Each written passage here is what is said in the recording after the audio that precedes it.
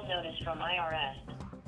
Hey, I got one of those calls. Now at 6, a KGW investigation.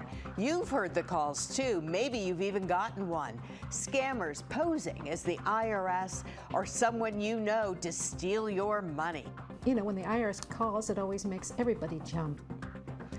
They're using fake caller ID to try to trick you. And they wouldn't keep at it if they weren't so successful. KGW's Kylie Boshi investigated just how they're doing it. Kyle, we've been hearing about a lot of people who are getting these calls. And it's easier than you may think. We asked a tech expert to show us, and within minutes, he had me answering a call from KG. Tuesday, 11:17 a.m. Hello.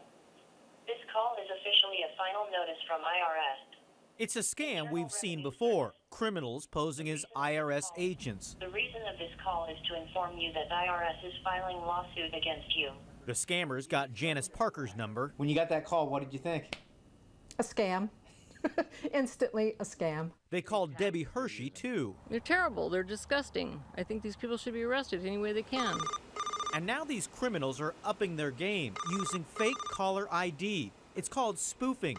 These fraudsters calling anywhere in the world can pretend to be the IRS, the sheriff's office, even trick you into thinking it's someone local, someone you trust. A lot of this is untraceable. It's really difficult for you as the person that's actually being targeted to actually identify that this is real or not. We asked security expert Ken Weston to show us how it works without revealing too much. And then it'll call your number. Within minutes, he found a service allowing him to be anyone calling from anywhere. I'll enter your cell phone number and then the number I want to spoof. So if maybe I want to have it come from KGW, I'll enter KGW's number in here, and that's the number that'll appear on your phone when I call in. And sure enough, it worked and was convincing.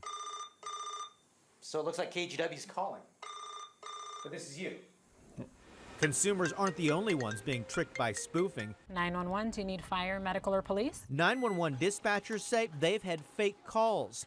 The phony emergencies, like hostage situations or shootings, led to SWAT teams showing up, guns drawn. We get literally thousands of complaints now about spoofed calls. Most types of spoofing is illegal.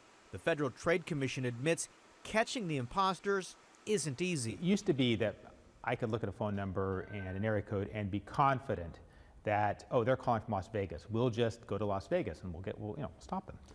That's not possible anymore.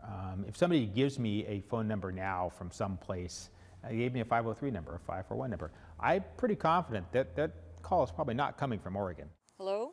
For consumers, you may not be able to tell if an incoming call is being spoofed. Best advice? If you get a strange call from the government, hang up. The IRS and police don't call out of the blue demanding money or private information. Tuesday, 7:53 a.m. Hey, it's tough though. These scammers, they are good. So here are a few tips. First, don't give out or confirm personal or financial information to someone who calls. Don't wire money. And feeling pressured, hang up. That's one of the biggest signs of a scam. Back to you. Thank you, Kyle. Like Kyle said, we get calls about this scam all the time. If you have something you'd like us to look into, all you have